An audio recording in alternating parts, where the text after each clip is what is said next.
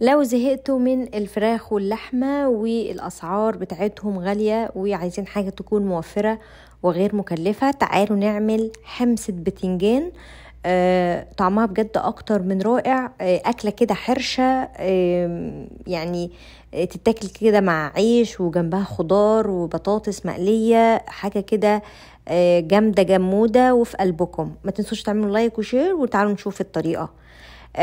المكون الرئيسي بتاعنا هو بتنجان الرومي، وهات الكمية اللي انت حابة تعمليها على عدد أفراد الأسرة. بنغسل البتنجان وبنقطعه شرايح بالطول، وبعدين بنجيب كل شريحة نقطعها زي صوابع البطاطس، وبعدين نقطعها مكعبات. في صينية بقى هحط عليها شوية زيت زيتون أو أي زيت عادي، وهدخلها الفرن لحد ما تستوي. وده بدل ما نعملها على النار وتشرب زيت. وهجيب عندي بقى الطاسة اللي انا هحمس فيها البتنجان. هجيب عندي بصل متقطع مكعبات وفي سمنة كده وادبله، وبعدين احط عليه فصين من الثوم المفرومين. الثوم بيدي نكهة حلوة قوي الأكلة يعني. وبعدين بعد ما ريحة الثوم تطلع هضيف عليها طماطم متقطعة مكعبات. دي طماطم أنا شايلة القشر بتاعها واخدة اللحم بس.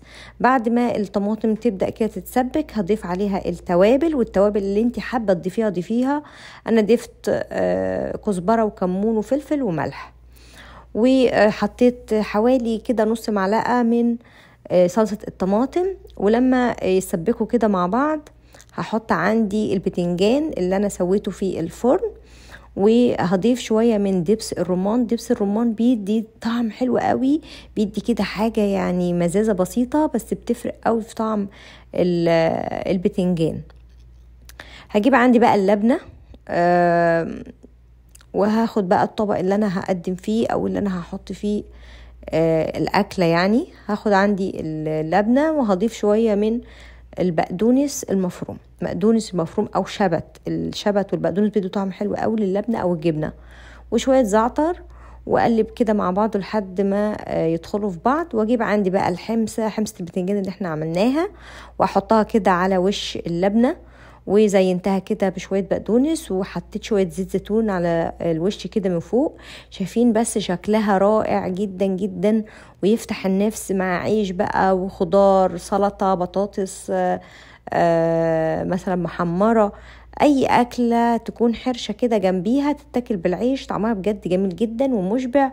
طعم البتنجان رائع، والدبس الرمان مديه شوية لذاذة كده ومزازة رائعين. اتمنى تجربوا الاكله دي، هي سهله وبسيطه وما بتاخدش مننا 10 دقايق على بعض، وبجد طعمها في قلبك، تستاهل بجد التجربه. وجربوها كده وادعولي، وما تنسوش بقى تعملوا لايك وشير للفيديو، وتشتركوا في القناه لو انتم اول مره تشوفوا قناتي، وتفعلوا جرس الاشعارات عشان يوصلكم اي حاجه انا بنزلها.